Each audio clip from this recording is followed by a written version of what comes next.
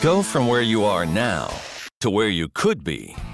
Get expert tips to grow your business, to be more productive and more efficient, whether you're trying to build influence, grow your community, or make it rain. Best-selling author of Nice Guys Finish First, Doug Sandler, can lead the way. The Nice Guys Own Business is produced by TurnKey Podcast Productions. Now, here's your host, Doug Sandler.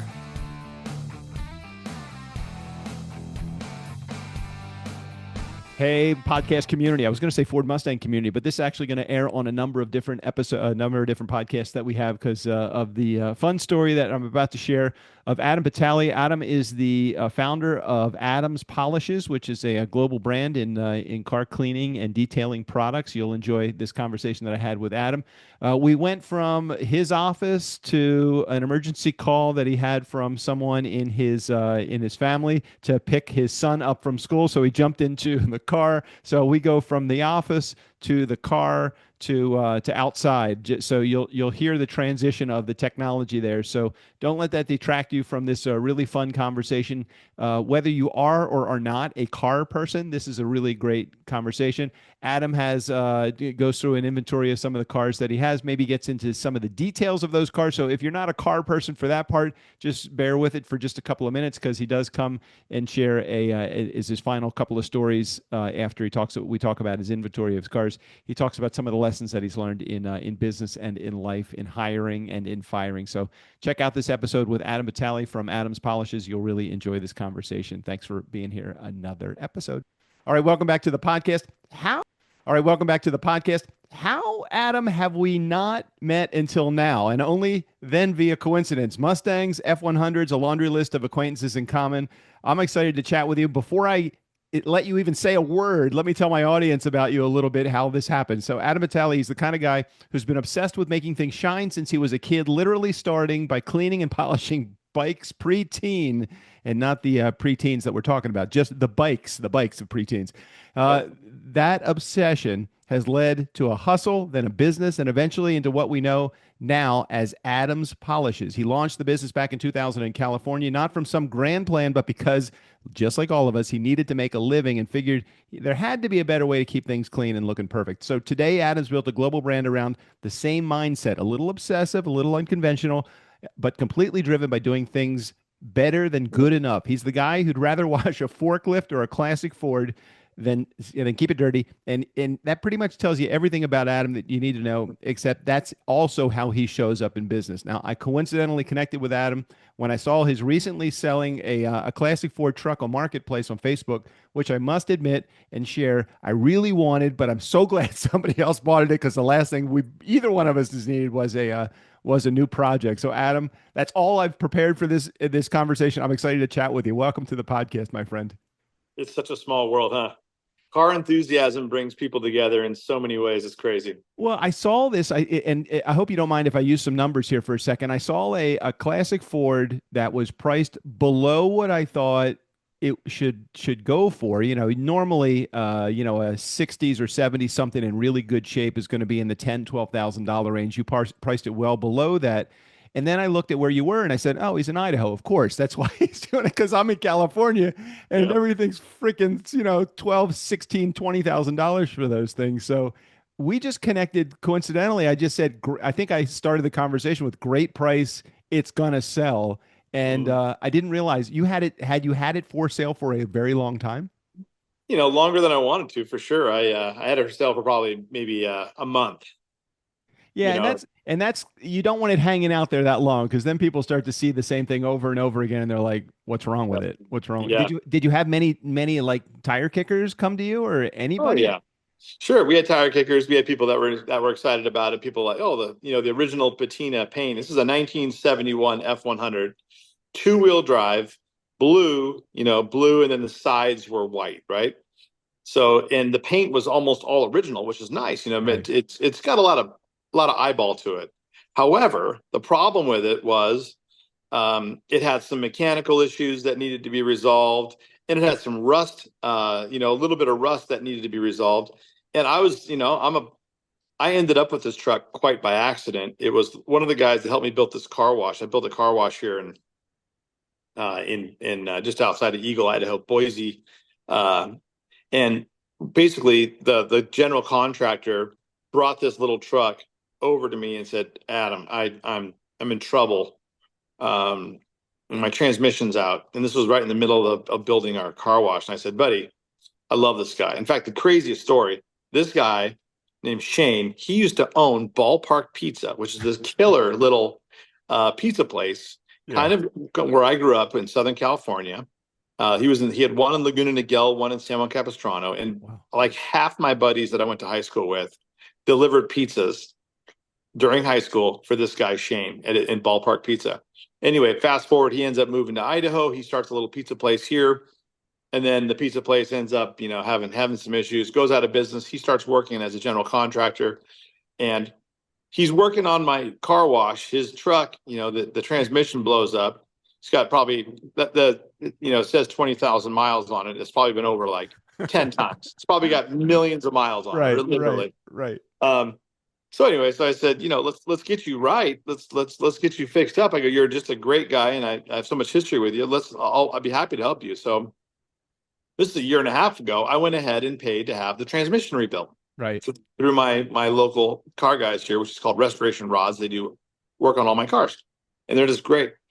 So I put a new, we sent pulled the transmission out, sent it in, had it rebuilt, put it back in the truck, and fast forward a year, we're well open now. He brings me the truck, caked in mud, and says, "Hey, by the way, I have just been pulled out of the mud in a rather meaningful way. Hey, and I need to blast all this mud off this truck. Uh-huh. And what I'm going to do is hopefully not get stuck in the mud." He's working on these rural new home construction projects, and there's so much mud there. They're just absolutely just caked in mud. He gets stuck in the mud every time he goes out there. So he gets pulled out with a skid steer, drives the truck in here. We blast all the mud off for him. Away he goes, right? Well, fast forward, he then ends up coming back again like 3 days later, stuck in the mud. He couldn't pull out, and he's in trouble. I said, "Okay, that's great. Now, he's like, I really need to get a 4-wheel drive truck." And I said, "Yeah, you actually really do." Right. I was going to suggest Idaho. that 71, and you get stuck more than a couple of times. You think maybe I shouldn't take this truck to work anymore. How many times do you want to get yanked out of the mud by a tractor, right? Right. So anyway, it was enough times, and he ended up bringing it back. And I had a shop truck that I had bought from somebody that walked up and said, "Hey, I want my truck detailed. I'm going to sell it." I said, "Okay, hey, great. Let's just go ahead and give you, why don't you use my truck while we do this?" So he took our loaner truck, which is our shop truck, which is like an '06 F-150, 4-wheel drive. And he took it for, 2 hours while we cleaned his truck up.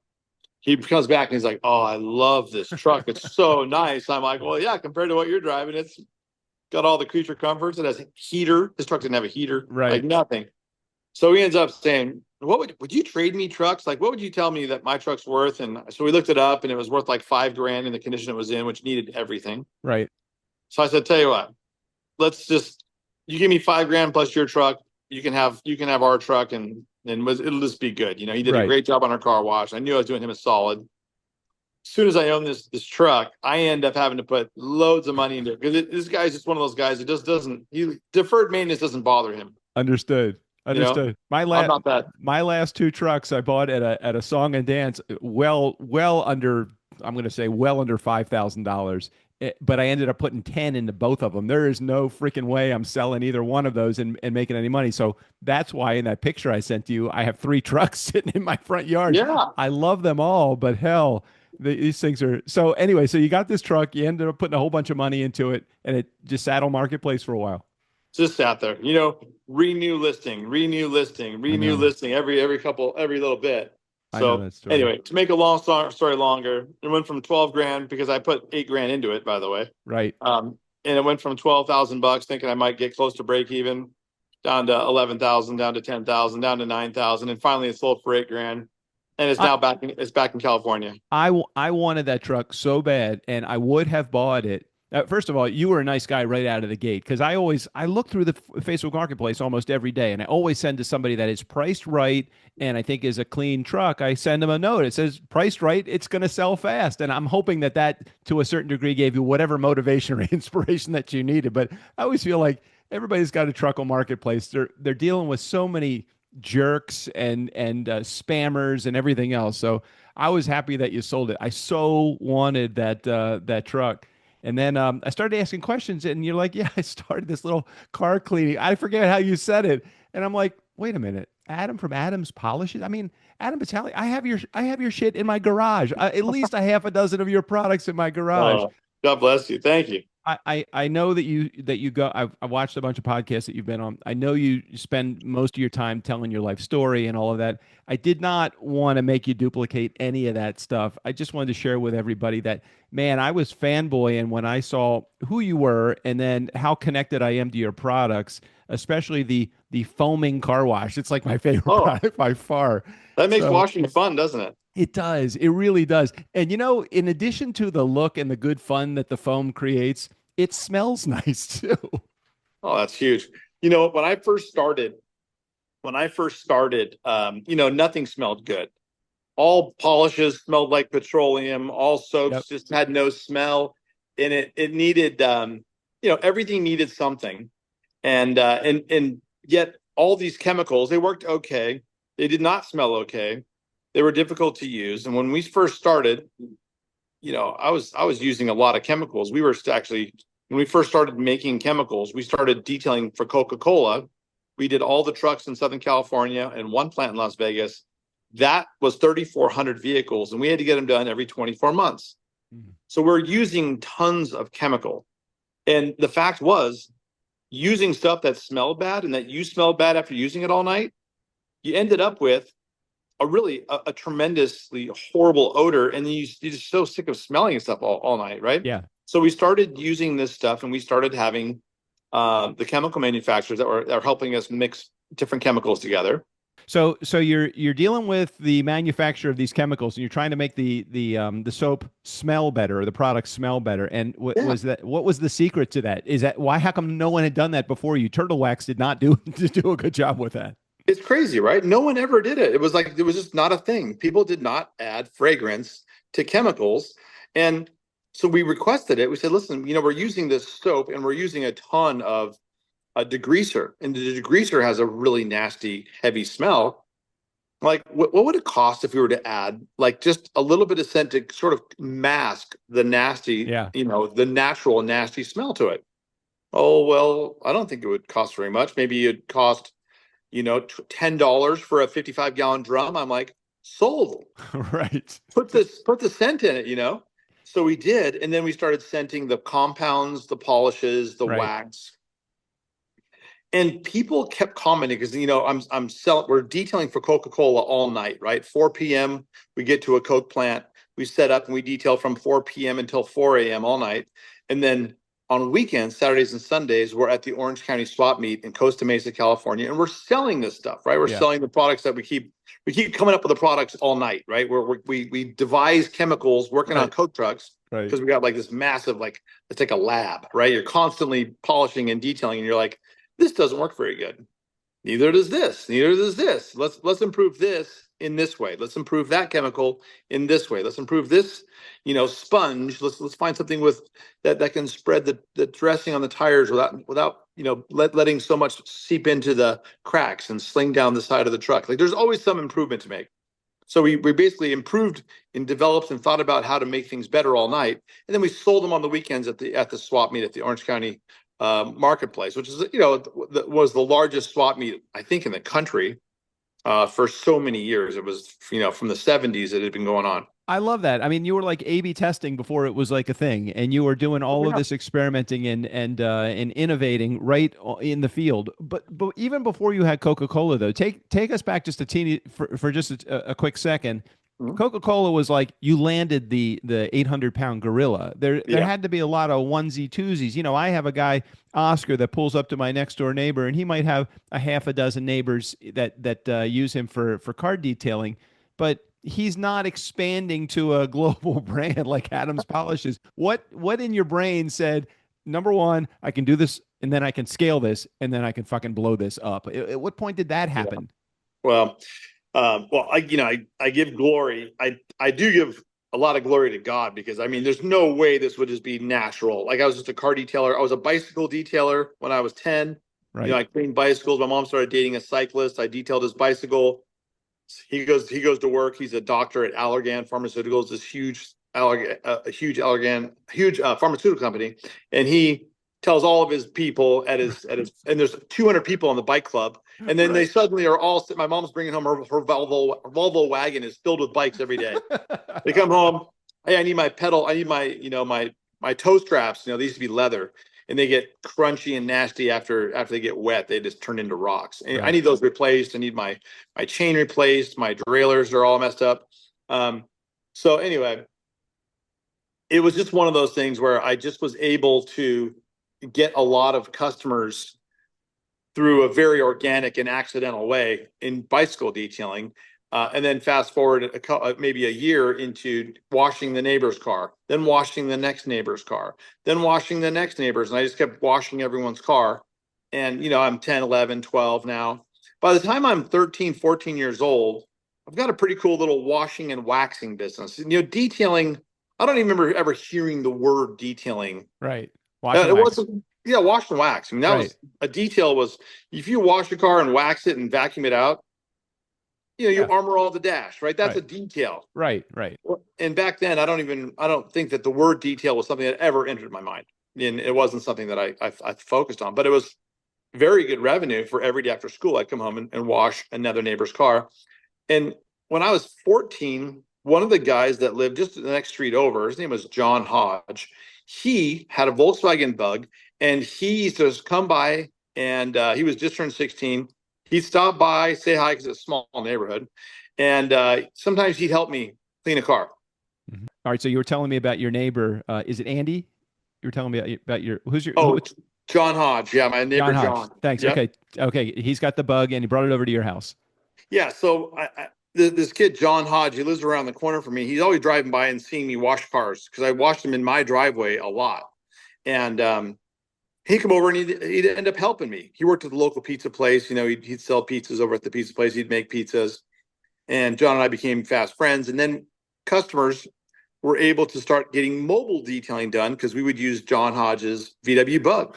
We throw the vacuum in the back seat, some towels up in the frunk, the little trunk in the front. And, so we ended up doing some mobile detailing. Fast forward, I turned 16 and ended up with a little, like one of those little Mitsubishi van, kind of looks like a toaster. Yeah, I remember.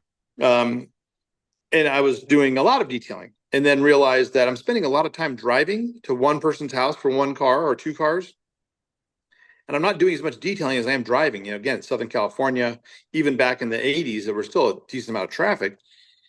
So I started going after limousine companies. And limousine companies were really in need of regular care. They needed to be washed like every day, because every day they had a new customer. And most of them were black. Most limousines were black. There were some white ones, but then, the white tops would look all crunchy. They'd look, there's dirt in the grain of the vinyl, so they'd be scrubbed out really well. Right. The hubcaps, the wire hubcaps, they needed to be thoughtfully cleaned. So I knew how to do that stuff. Or I figured it out. And I started mixing chemicals on the limousines. The limousines was the beginning of mixing existing chemicals together to save steps. So if I had to compound something once, fine. But if I had to compound it twice or polish, if I had to compound, buff all the scratches out, and then polish it and then wax it, right, that would add a meaningful amount of time to that effort. Right. So I really was trying to save time. And, at that point, it was the first time I had still John working for me. Then I ended up hiring a couple other kids. And I mean, meanwhile, I'm in high school. Nothing was more expensive. Even the most expensive chemical in the world was cheaper than paying man hours. Mm-hmm. Yeah, of course. Because there's nothing more expensive than paying a dude to do work. Right. So I started combining a polish and a compound on the same pad, and then mixing pads and changing pads and trying to do things. Because again, I had a lot of these limousines to do. I went and did a free detail for every limousine company in the area. And there's Lake Forest Limousine. That was the main one. Randy Tooker was his name. And he's still just a great guy. I know him well. I still keep in touch with him. I met him in 1987, the year I turned 16. Anyway, started doing his limousines, and he had like 6 or 8 of them. And another guy, but it seems like something about limousine owners and cocaine went really hand in hand. Like these guys, they went into business, they bought all these limousines probably on credit. They ended up with a cocaine problem. And then their cars were suddenly gone, and you show up to go detail their cars, and there's a lock on the gate and a notice on the door saying, "We've seized your property. You know, call this number to schedule your court appearance." You know, so anyway, so I ended up really, I did a free car for all 5 of the big limousine companies in Orange County. I got all 5 of them to say yes because of course they want a free detail. Of course. But then after probably a year, one easily rose to the top and was the most legitimate. That was Lake Forest Limousines. I was working for Randy and detailing his limousines all the time. And he'd come out there and talk to me, and we'd sit there and talk about, what do you think about this hubcap? Does this hubcap look cleaner than that hubcap? Do you think that this one has a little bit more cloud to it? How about the black paint? Do you think that this one is deeper and richer than the black paint on that panel? You're on a mission, and he'd be like, yeah, because he was really thoughtful like that. Really a very very thoughtful operator. He wanted his cars perfect. Anyway, he would help, and I'd stand back, I'd stand back and look, and I'd be like, you know what? I do think that one's better. He's like, yeah. I go, cool. So we start combining chemicals to make it faster and better. Right. And better. And that was sort of the beginning of that. And then there was this guy named Dave. Dave, this is funny enough. Like Dur is the in German. Okay. Got it. Okay. Dave had a whole product line called Der Shiny Stuff. DER Shiny Stuff. Can't make this shit up. You can't make this up. He operated out of the Porsche dealership in San Juan Capistrano, which is called Bill Yates Porsche Volkswagen. And in this Volkswagen dealership, Dave would go bottle his special polishes and waxes that were, I would say imported from Germany. Maybe they were made in Commerce City, Colorado, but with an intentional, right, intent from Germany, right? Designed in Germany. Designed in Germany, yeah. At least in thought out in Germany, right? Thought out in Germany. Yeah, or thought out while having German dreams. Maybe so.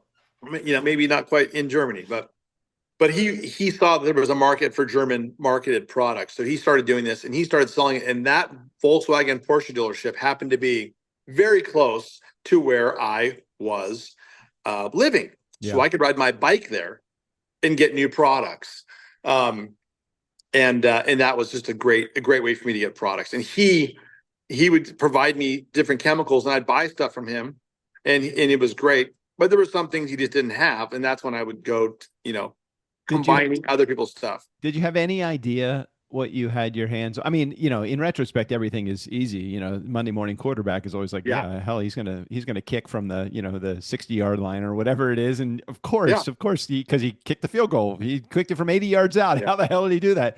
You had all of the makings, and I want to talk about attitude in a second too, because one of the things I immediately noticed in our communication through Facebook Messenger before I discovered who you were. I'm still nobody. You're still you're somebody. Come on, you're definitely somebody. Was your attitude and your positivity, and we will chat about that in a second. But I want to share, like, how and when did you realize that you were into something that you really could scale? I mean, you could get the Coca-Cola trucks, you could take a brand national, you could take it international. When did that all gel in your head?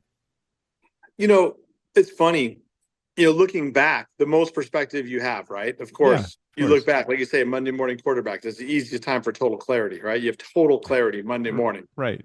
How's the game? How did the game go? How did it end? What was the greatest play you ever made? What was the one you missed? I cannot help but to give glory to God and just say, hey, sometimes a door got slammed in my face that I thought this was the door. I'm walking through this door. This is where I'm going. I'm going to be taking over my dad. My dad had vocational colleges. So he was an educator. He took people off welfare, trained them in an entry-level job, and he took them and then did job placement. And I thought for sure El Dorado Colleges, which was his business, I was going to be taking over El Dorado Colleges, and I was for sure going to be the next big shot at El Dorado colleges taking over. And Makes I was sense. just doing this detailing thing was just a gig to get me through, Right. you know, elementary school, junior high school, and I went to USC. And all through USC, I took on loads of debt and detailed loads of cars and finished with a lot of debt. But it would have been worse had I not detailed cars. I did realize that things that I thought were going to happen, that I was sure that I was going to be the next big shot and the next big vocational college owner, you know, it didn't happen. Yeah. You know, again, I would say God slammed that door shut in my face. And there was like, bang. And all my buddies, all my fraternity brothers and everything, they had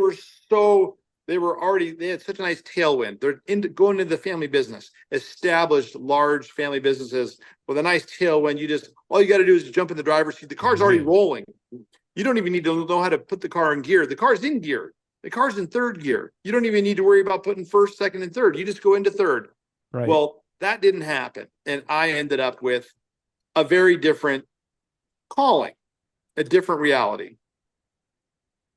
Your video stopped. I don't know if you're still there. I see we are frozen right now. Yeah, that's okay. As long as your audio keeps going, it's okay with me. Do we have a world that's working? We have a world. Hey, I don't know. Have you ever taken any type of sales training?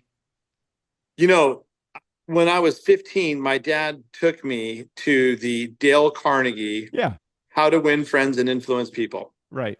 And that was meaningful. That was a very meaningful time. All these people were big industrial, they're leaders in each of their fields. And here I am, a car detailer, and I had one employee. I'm 15. My employee was 16. But I had a cool little thing going.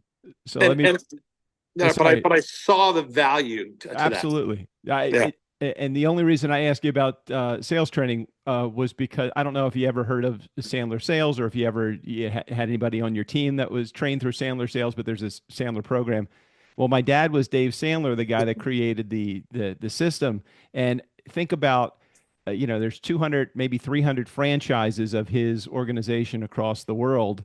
And all I could think about when I was in college, like, this is going to be the best thing ever. I'm going to go into Sandler Sales. I'm Dave Sandler's son. I'm going to be able to do the sales training. I love selling. I love building relationships. I always won the Positive Attitude Award among the 5 kids. I was always the guy that wanted, my dad's going to bring me into the business.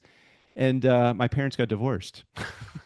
No. And with that went all of my aspirations to take over the business because the next wife, son, ended up taking over Sandler. No.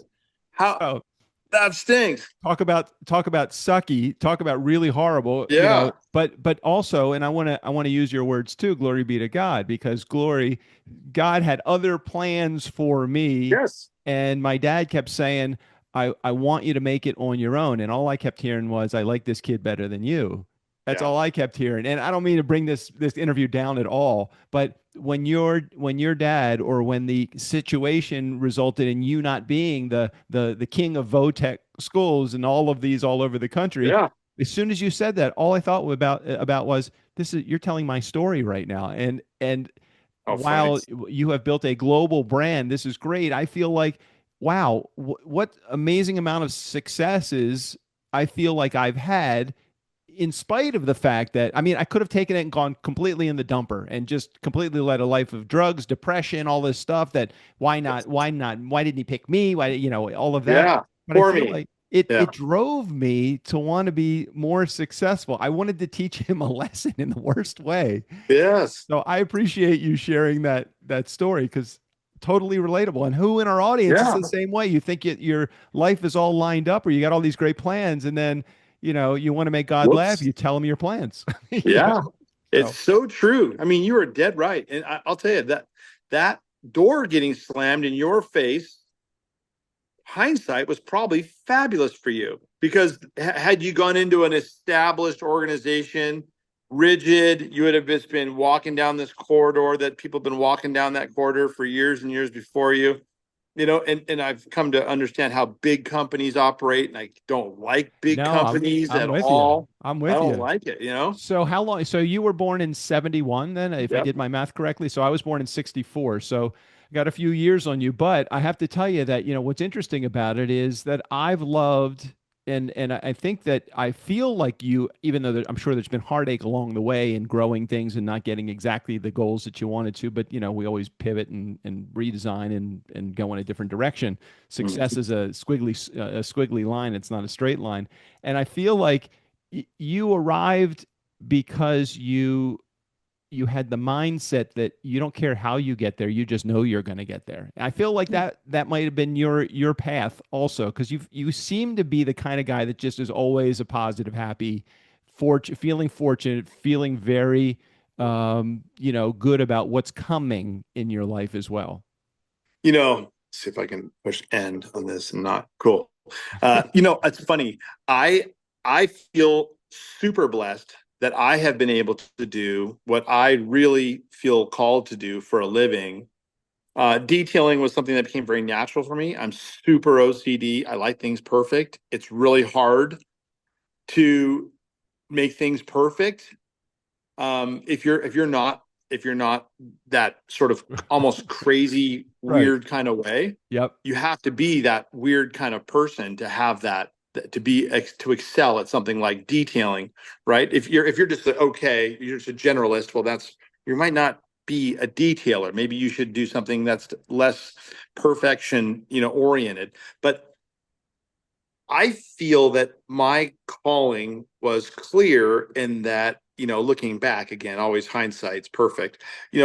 I feel like God slammed some doors. He opened to others, recognized that, hey, me working outdoors, good. Me working indoors under fluorescent lights, bad. Yeah. Me staring at a computer screen all day, bad. Yeah. Like that was not, I did not get any fulfillment from that at all. And that was not a calling that was clearly cut out for me. And good, I don't want it. But I think that looking back now, I have the incredible gift, the total blessing of having been able to be in the right zone in a place where I can help people achieve excellent results on their cars. And then moving forward, I was able to help people get into the detailing business, through we teach a detailing school called the Shine Academy. Adams Polishers. We've taught hundreds and hundreds of Oh, classes love over the it. years. Love Oh yeah. it. Oh, it's great. Well, people want to get out of people love detailing their cars, right? And then they got a 9 to 5 and they're under a fluorescent light in an office, right? And they're like, this sucks. Yeah. I don't want to be here.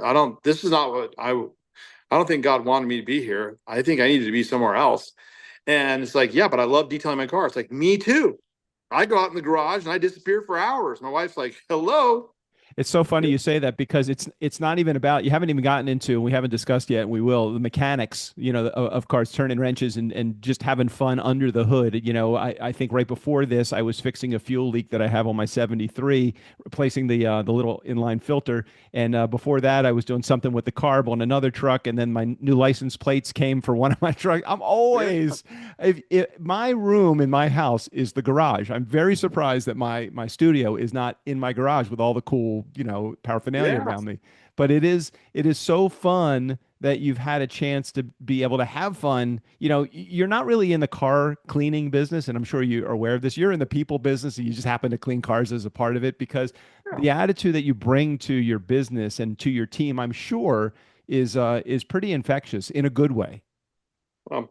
Again, blessing, total blessing. And it's neat to be in your sweet spot, right? Because a lot of people have a tough time finding their sweet spot. And sometimes it takes us a tremendous amount of discipline to decide I'm going to focus on my strengths. I'm going to focus on what I'm good at, because I can tell you a big long list of stuff that I suck at. And I shouldn't do it for a living, like I should not sell apartment buildings. I tried that job after college, I should not cold call people and try to get them to loosen up and give me an apartment building listing, because apparently I can't take rejection very well on the phone. I want to tell people, No, no, no. F you, No. Sales, you you never go into sales to get your needs met, my dad always said. He said you Oh, go in there to go to the bank. That is the only reason that you go into selling. You're in a business where you get to bring your passion forward, and you're probably the same kind of guy, and I know this is how I am, and if you're in our listening audience of any of the number of shows that we're going to release this on, if you're the kind of guy that loves to fill out like a checklist, like after you've done something like task, check it off. I take it to the next level. If there's something that's not on my list that becomes a task, I write it down and I check it off just so I have something to check off. Yeah, I don't that's have any satisfying, isn't it? no Boom. piles. I'm not a pile guy. My girlfriend, totally a pile lady. She can have a huge pile on her desk in the kitchen, vitamins, supplements, all this stuff. My desk is a Yeah. skating rink, and it looks like just in your looking in your environment, just from behind you, it looks like you're pretty neat and tidy kind of guy. Yeah, well, you're sitting here in my office right now. I should show you my how cool this is. We got ourselves a pretty cool some Oh, old Porsche artwork. That's my daughter's senior project up there. I've got Porsche signs. I've got all kinds of stuff. And yes, I definitely like things nice and tidy. And of course, yeah. our Atlas polishes needs to be Check you out, done. man. Check you But out. yeah, I'm with you. And that's again, you're an OCD person, and I'm an OCD person. That's why we can I hang. never thought I was though. I'm just the kind of I just like things so that they're in order. I don't want my schedule jammed with 17 appointments in a day because that only kills me brain wise. But I need a nice little buffer between between my appointments. Well, Also, I need trust me, my your car. girlfriend tells you that you're OCD. I guarantee I'm you. sure there's no doubt. There's no doubt. Guaranteed. My car, I always say, "Hey, I'm sorry it's so dirty." Somebody gets in it, and there's like a Kleenex box. It's like not squared up to Dude. the door frame or something like that. Oh, Um, you're a classic OCD, the real yeah, deal. yeah, but I don't know that I would be clinically OCD. I just think from a business perspective, this is how I like things to be done. I was Sure. running through a couple of ideas with some of my friends. I have a buddy of mine. I'm in Ojai, California, just south of Santa Barbara. A buddy of mine lives in LA, closer to LAX. He knows everything about cars. He's got the engine lift. I know if a guy's got an engine lift at his house that he knows what he's doing. Hmm. I was saying to him, "Hey, let's come up because I love like doing the interior work. I love replacing dash and doing all the instruments and tidying up the interior and all that." And I said we should have like a truck or a Mustang camp. There's guys that want to be able to even change their oil but aren't sure and aren't confident enough to do it, or maybe they just never learned. Just to have a camp, like a long weekend in either Southern California or somewhere that's easy to get to. What the weather is nice 10 months of the year.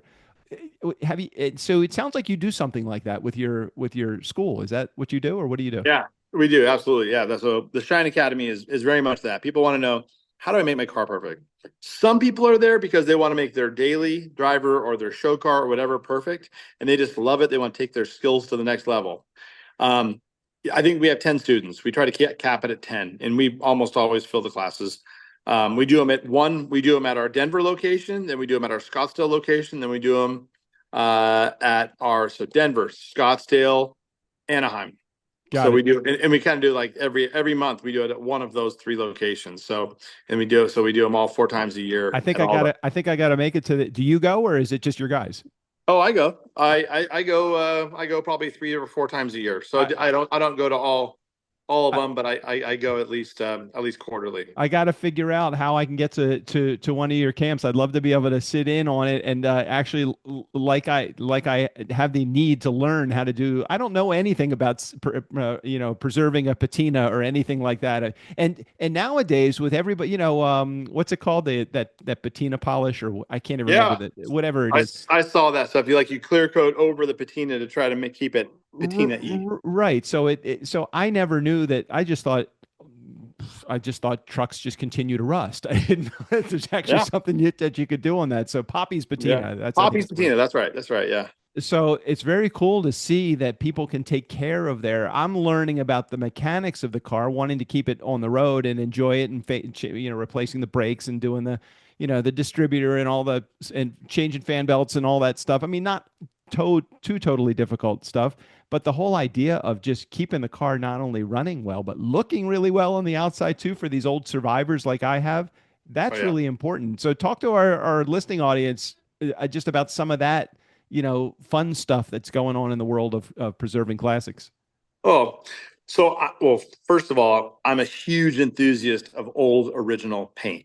And old original paint, a lot of times, if you're dealing with paint from the 60s and 70s and even early 80s, you have single stage paint.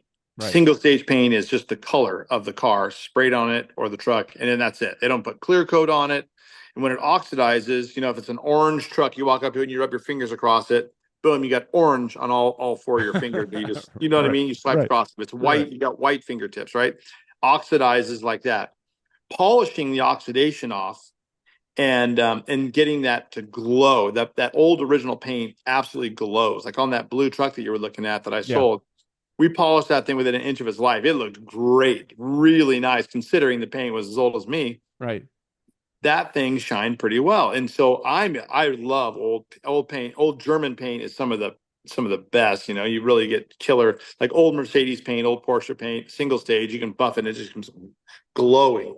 But old Ford paint really comes back. I've got 273 Broncos. I have an orange one and a yellow one. And my orange one is I bought from the original owner, and it's the original paint from 1973. And it is just orange, and it was just absolutely oxidized. And he drove it.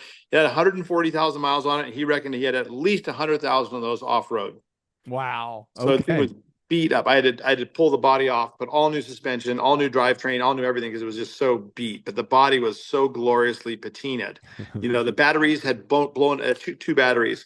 The right side of the hood, you know, and the left side of the hood had been etched and just mangled by when each of those batteries blew up at one point. Battery acid went over and stained it, and it looked horrible until we polished out, and it looks glorious now. Just a kiss of just, oh no, that looks, I can't believe what a horrible thing, but oh, what a wonderful add to this patina on this truck. Yeah. So, but bringing back old original paint is one of the most satisfying things you can do in car care, in detailing.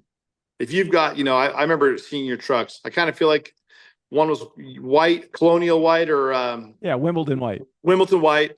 One was like lunar green, and lunar green. Okay, and whatever 73 green that Ford had was on the third one. And my Mustang, you haven't even seen it. Yeah, something like that, exactly. Anyway, bringing those paints back, they come back so nice. They look amazing. So you polish those thoughtfully and carefully, and you can bring them back, and they look great. So Adam had to take another emergency call. Because, you know, when you live in Idaho and you're 1,000 miles from anything, you have to do what you got to do. So I think he's going to pick up his kid at school right now. Is that right?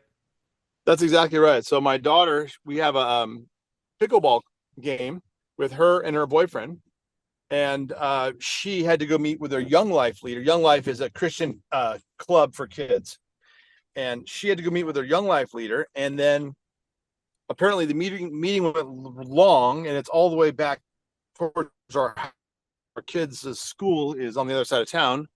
So I'm going to be driving to the other side of town to go grab my kid Enzo from the school and talk to you, because it's 20 minutes away. So that just adds a little 20-minute buffer to our deal, but it's going to make my video less awesome because. Nah, that's all right. We're an audio podcast anyway, so everything. No problem then. All right. Good. So where were we? What were we talking about? We were on to. Do you remember? Let's see. We were talking about.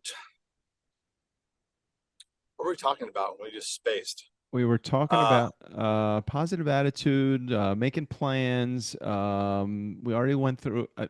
Whatever. We can just pick up anywhere from here. Talking about cars? Were we talking about? Oh yeah, okay. So we were talking about under the hood and paint. Paint, exactly.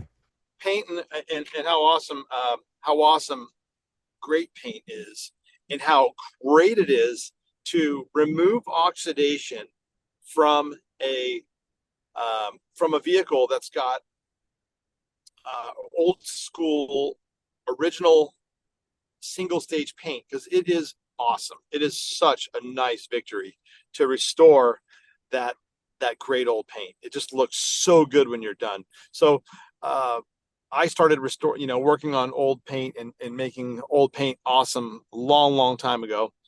And it's just been something that it's one of those. You ever polished aluminum? Like when you're polishing aluminum, it just slowly comes back to like looking like chrome. I have a 30-foot Airstream in my backyard that we use as a guest house, and I've never polished it because I don't. What? I've heard so many nightmare stories about people polishing it to mirror finish, and then you never can stop doing it. You have to always get it that good. You're right, by the way. Once you do it to perfection, the absolute goal is to clear coat it. Oh, that's an interesting idea. You get it to perfection, and then you have it clear coated, and that'll maintain that look for a long time. So that's the magic thing. If you just polish it and buff it and make it perfect, well, then the elements are never kind.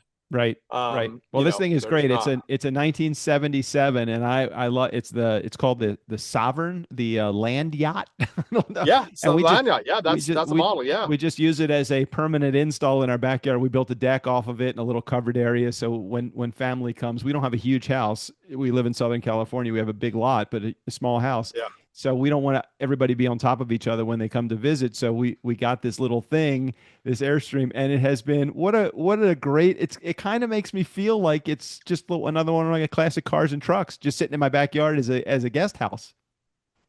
That's so cool. Yeah, I think that's a very groovy way to add a spare room to your house. Good for you. That's a Agreed. great way. Agreed. Vintage, cool. It goes along with your shtick too. The old Fords, the old. Have you hooked up the old truck to the No, but old Airstream and take you know some what I pictures? want 'Cause to that would be do? a pretty good image. I know what I want to do is I want to get an old Ford truck just to hang out in the backyard there. Doesn't even matter if it has an engine or a transmission. Just put it right in front of that Airstream. It would be the coolest Yes. experience. And I probably could pick up one for like $2,500 somewhere.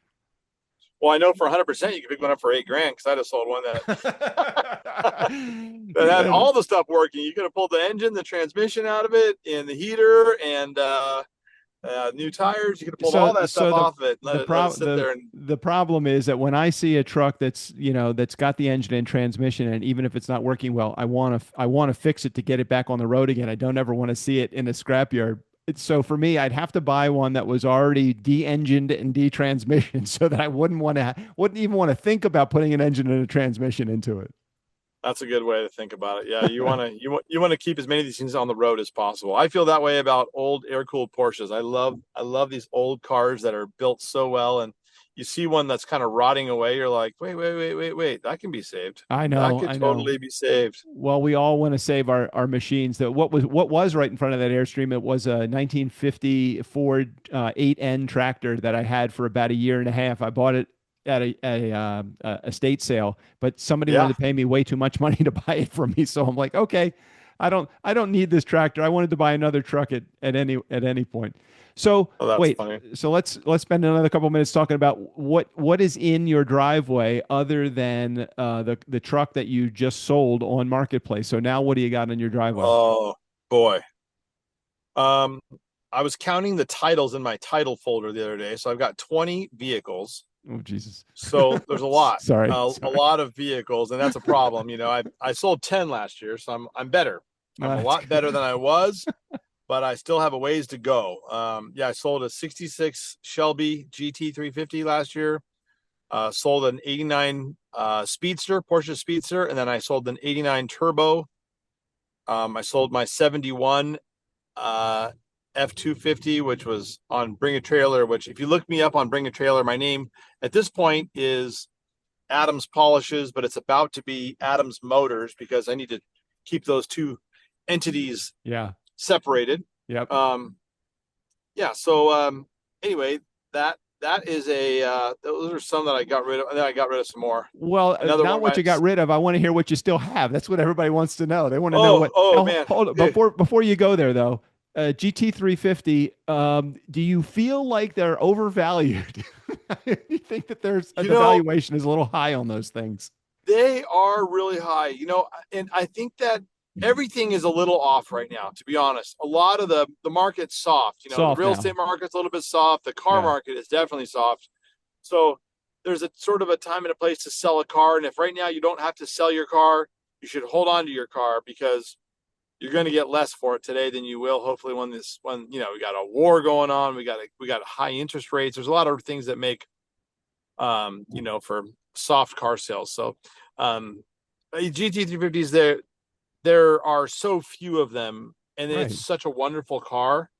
One of my dear friends, his name is Colin Comer. If you look up Colin Comer, he is the guy to end up. Yeah, he's one of the guys that one of the main authors on Shelby. Yeah, I actually had a chance to meet Colin. I interviewed him on our Mustangs on a Mission show probably about 2 years ago, and I do remember he was quite a good guy. I'm glad that you're buddies with him. And we've been buddies for a long time. But so to know Colin, basically, as soon as you are able to buy a $350,000 Mustang, you buy one. Because because Colin's like, okay, listen, Adam, I think I found the car for you. I found it. It's going to be, exactly what you wanted. And, you kind of tell them about what you're thinking, and whatever I was thinking, bottom line, I did end up with the Shelby GT350, a 66. Mine, we ended up putting a Paxton supercharger on, which made it a monster. It's such a beast. And I enjoyed it. However, I did not enjoy it as much as I enjoyed driving the similar year, the 67 Porsche 911S. I really like how tight and light that car was. It was much, much more enjoyable to drive. The light little Porsche. I just love the lightweight little Porsche. It's just so much more fun to drive. And going around corners, I love it. Going around, I just really enjoyed that car more. So the Mustang sat, the Porsche got driven more. So anyway, so that's my story on the Shelby. Yeah, but everybody's got a Mustang story, and not everybody's got a Porsche story. So I'm gonna defend the Mustang owners and Mustang enthusiasts in our audience, which is everybody, by the way. Oh, in my very first car, by the way, was a 65 289 3-speed automatic Mustang. So was my dad's car that became my car. So I have Mustang in my blood, and I started there. Whenever you start, whatever your first car was, you'll I think all of us will always have that in our blood. Well, I was always jealous of the guys in the high school parking lot that had their old Mustangs, 65s and 66s, and I ended up getting, when I moved here to California in 2018, the first year I moved here, I got a 65 289 convertible in blue, and I love it. Sitting in my garage right now. It's the only vehicle I have that has like 7 covers over it, because I don't want anything to ever happen to it. Hey man, oh, that's great. Yeah, I remember you sent me a picture of that thing. I think you sent a picture of it. That's it. That's it. I had a similar car to you, so that was it. But I love the Mustangs. I do. And the Broncos. So I've got 2 Broncos remaining. I had 5, and I have 2 now. I have 2 73s. I have a 73 totally restored, factory fenders, everything stock. And then I bought that from one of my good customers. I bought it in 07, so I've had it for a really long time. And then I've got another 73, which is cut fenders, set up for off-roading, all original orange paint, which is that paint that I was talking about earlier, which I love. Yeah. So nice. And that sucker is just wonderful, just such a beautiful patina mobile. I keep it up at our lake house here in McCall, Idaho. And it is just awesome. So I've got those two Broncos, the 911S, Aga Blue. If you look up Aga Blue, AGA Blue, it is one of the creamiest blues in the world. It is so great. And I saw it at Cars and Coffee in Scottsdale, Arizona, and I looked at it, I was like, oh, this car is speaking to me. I look in the car. On the floor is a for sale sign, and the guy's name is, whatever, 480, blah, blah, blah, blah, call Cliff. So I call Cliff, and I'm like, Cliff, I'm standing next to your car. He's like, well, I'm standing across from it. Comes over, talks to me. I end up taking the car for a drive, and the 67 was the first year for the 911S. And it is just an amazing light. It's just so light. Back when Porsches were very light, and the S added a bunch of horsepower. So that little horsepower, pounds per horsepower, was the ratio was spot on. You really had a reasonable amount of horsepower, even in those days, for the weight of the car, and it was just great. So Aga Blue, a 1978 Porsche 911 Targa. The 911 Targa was the car that my mom's boyfriend drove when I was in high school. Parents got divorced when I was like 10. So she started dating a guy, and he had an 84 Targa. And oh, I love the car. I love that car. Just what a driving experience. The 978, and it went through to, I think, 84 or something like that, and then it turned into just the Carrera. But right here, I'll call right back. Hopefully you can hear me as I make this very limited coverage area corner. I can hear you. So anyway, the idea, you still got me? Yep, I got you. The idea around the Targa things, as soon as someday I'm going to end up with one of those.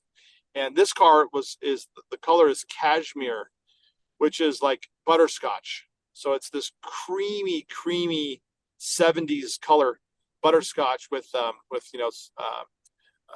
brown interior, and it's just beautiful. And I love that car. And it's got a completely built motor, and it was owned by the original owner was the guy I bought it from. His son was 70 when I bought it from him. And he was actually one of the engineers for Elephant Racing, who does some of the best suspension components for Porsches. Amazing. So he used this car for like his test mule, and he just tested every single potential suspension component on it, and it is so dialed. Like the engineer, the most anal engineer ever, did everything possible to make this car wonderful, and he did it, man. His name is Greg Lyons out of San Jose, California. Awesome guy. So I was blessed enough to buy his car, and it's probably my favorite. And then the newer, go ahead. No, you go. Keep going. I like it. You're telling the inventory. I might have to cut some of the Porsche stuff out since we have a Ford audience here. But I'll. Yeah. Fair enough. Well, the last one is a Safari. I've got a 1979 Porsche 911, which I turned it into an off-roader. So it's lifted. It's lifted 4 inches. It's got snow tires on it, of all things. And it's got a built motor. It's got a completely off-road setup suspension, and it is just ready to be driven in the winter. It's been ready. It's snow worthy. It's everything worthy, and it's a little bit of a beater. I bought it out of Canada, and it was rough, and which was the one that I decided to make the beater, the winter beater, and that's what it is. So it's kind of cool. What's the next on your buy list if you had to buy another car? Because it's like potato chips. You can't just have 20. You need a few more. What's your next buy? You're so right. I never thought that I would fit in a Ford GT. The Ford GT, and I'm the 05, 06 Ford GT, right? I sat in one. And I'm like, this is so amazing. I remember when they came out, my little Adams Polishes was 5 years old, so I was nowhere near able to buy one. That's when they were $100,000. They were cheap, right? Brand new, compared to what they are now. Right now they're $400,000. But anyway, this car, I sat in it, and the door closes, and it goes halfway over your head, right? The two doors meet in the middle, so that the side of the door. I closed the door. I had a hat on, and that little button on the top of your baseball cap. Yeah. The door slammed into that, onto my head, dug that into my head, and cut my head. And I was bleeding. And I was like, I don't need this car. Right. The heck with that. I am over it. No thanks. No way. I'm not getting one of these. So I said, screw it. Well, of course, that was, $250,000 ago, right? Because now, of course, they've accelerated in value a whole bunch. Well, then I got a buddy who did one, and he's like, oh, all you got to do is pull out these two things, and you lower the seat 4 inches or 3.5 inches, and then you're golden. I'm like, wish I would have known that a little while ago. Yeah, man. That would have been a cool thing to. So is that on your wish list, and have this cool car that does fit? So is that on your wish list, or is that in your? Yeah, I think. I think that's on the wish list. That's on the wish list. A Porsche 914-6, which is a little tiny. The 914, everyone hated them initially, and then they're suddenly warming up to them. They put a 6-cylinder motor in that little car, and talk about weight. Power to weight ratio is crazy. Really a neat car. And then I think another car that I would do, I've got a 62 Corvette Resto Mod. So it's got an LS3 and a 6-speed Tremec. I kind of want to do that, only I want to do that with an old Ford convertible. And I'm thinking that, there's a couple of different models through the years that sort of interest me. But there's a couple of different models that I would do that with, and maybe even a hardtop, but something that's resto modded, because I want cars to drive well. And I really, really despise overheating. You know what I mean? I can't stand overheating. And I've overheated a lot of times in my life. I've puked more than I want to admit. And I don't want to puke anymore. I'm done puking. I don't want, the LS3 or the Coyote motor. What a wonderful motor. So I feel like a Coyote powered 6-speed manual, old school car with like maybe a roadster shop chassis, something that's so that it's tight, it's on coilovers. That's kind of how the LS3 Corvette that we have is. It's a joy to drive. It never pukes. It has ice cold air conditioning. Those are nice attributes. Do you have a car that doesn't puke? Do you have the capacity do you have a lift at your house? Oh yeah. Yep. Okay, so having a lift at your house gives you the unfair advantage over us poor folk that don't have any ability to other than buying a creeper. I have no other way to get under my. That's why I buy trucks. They're a lot higher off the ground. I can do a lot more work on those things. Oh yeah. But have you considered, or maybe you have, and maybe you've already done it? Have you built your own? Built my own lift? No, not your own lift. You built your own car. So you take all the components of the things that you want. Yeah, well, I did the Corvette. The Corvette my dad bought in 1985, so I wasn't quite 16, and I drove the wheels off it as a stock car, and then we took it apart to restore it, and then ended up realizing that it had been wrecked. It had a front clip from a 61 Corvette. It had like a station wagon transmission in it or something. The motor was all wrong. So we decided, let's make it into a resto mod. So we did that. We built the car. We went and bought a crate motor. Nice. We found an aftermarket chassis. And then I rebuilt it again 3 or 4 years ago, and changed it from the sort of the C4 chassis, C4 suspension Corvette, which was, the transverse mounted leaf springs, to coilovers, and put Willwood brakes on it and stuff. So it kind of did it twice. But I would build a car. Yeah, I would. I think I'd build something fun. Talk to those in our community that are business builders also. So you've seen full circle. You've seen things go from thin to really thick to fat, and feeling good about it. What is something, and I know you kind of you remind me of a guy that would live a life of no regrets. You probably do what you want to because that's the only way to have fun and enjoy life and to get to success. But if there's something out there that you just couldn't put your finger on, that you wanted to be able to be, to go for, but you didn't quite get there, what's a regret that you may have had, or maybe a lesson that you've learned through the lack of regrets that you've had already that you want to, share with our audience? Like, are you thinking like cars I should have bought? Nah, I think let's move on to business. I think everybody in our audience probably has cars galore. Just talk about the business for a second. Okay. Yeah, I've had some amazing people come and go into our company and get out of our company. And some of the most awesome people made some really major lateral moves. We had advances in our company. And, when I was younger and less mature, I don't think that I recognized how valuable the input of those really critical people was. And I think that I discounted or dismissed to some extent some people's value and how just critically important they were to our brand and our business. And, one guy was Mike Wilson. This guy, Mike Wilson, such a wonderful guy. He ended up moving on to go do something else. And I said, listen, I want you in my business. I really, really want you in my business. And he was like, listen, Adam, I just can't do it. I got a family to feed. And I could have made it worth his while, but I didn't. And I knew that he's just, his work ethic, his faith, and the way he was with customers, he was magic. And then his daughter ended up working for us, and she was magic. And I kept her on the team for a long, long time, and she was amazing.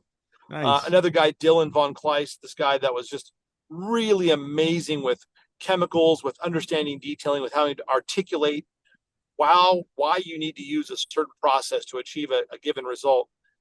He was magic at that. And I should have gone further to keep those people. And I should have done more to it would have been uncomfortable for me to stretch to pay them what they wanted at that point.